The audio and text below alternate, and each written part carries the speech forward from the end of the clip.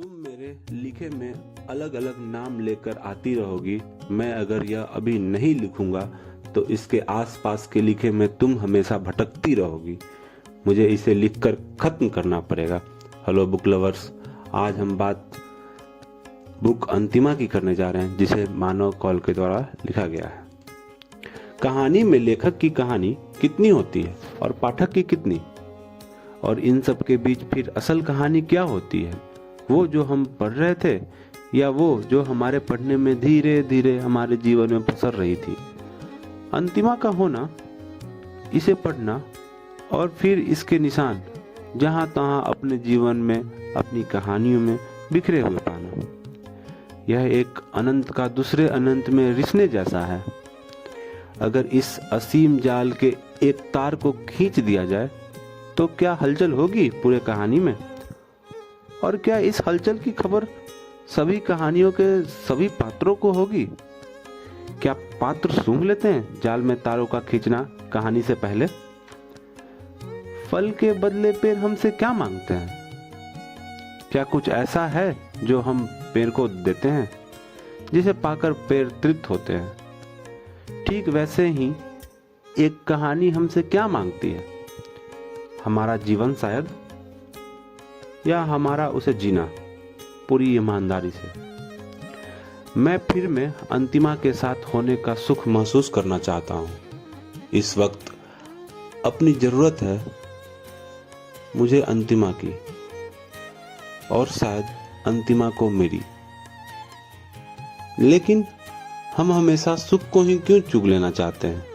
हर कहानी से उसके साथ आए दुख को हम क्यों नहीं अपनाते उसी मुक्ता के साथ? मैं इस बार दुख को चुगना चाहता हूँ, उसका इंतजार करना चाहता हूँ कि वो आए और मैं उसे जीऊं अपनी पूरी क्षमता से, एक मुक्त हंसी की तरह। अंतिमा शीर्षक देखकर लगता है ना कि केंद्र में कोई लड़की होगी जिसके इर्द गिर्द ये कहानी लिखी गई होगी, किताब लिखी गई होगी। लेकिन अगर आप मानव कौल को इससे पहले पढ़े होंगे तो आपको पता होगा कि ये इतना आसान भी नहीं होता कि अंतिमा को पढ़ते हुए लगता है कि लेखक कोई उपन्यास लिख रहा है या खुद को उतार रहा है शब्दों में। मुझे किताब पढ़ते हुए ये भ्रम बना रहता है हमेशा। अंतिमा कहानी अंतिमा, अरु, पवन, खासकर रोहित की है, जो कोरोना महामारी के दौरान एक कहानी लिख रहा होता है। अब वो कहानी है या खुद का अतीत लिख रहा है, ये आपको तो बुक पढ़कर ही पता चलेगा। लेकिन जब ये कहानी रोहित की है तो फिर अंतिमा कौन है? उसकी कहानी का किरदार, उसकी प्रेमिका, उसका अतीत, या फिर उसका वर्तमान जिसकी डोर उसके अतीत से जुड़ी हुई है? रोहित व उसके पिता का संवाद और माँ से उसके संबंध हमें खुद ही की जिंदगी का सार बताते हैं। जब कहानी का एक किरदार कहता है कि तो राजा रानी की कहानियां लिखो, अगर सूरजमुखी की कहानी लिखोगे तो उसका मुरझाना भी दर्ज करना पड़ेगा। कितना सच था ना कि कहानी के बीच बीच में कविताओं की चाशनी पढ़ने की मिठास को और भी बढ़ा देती है।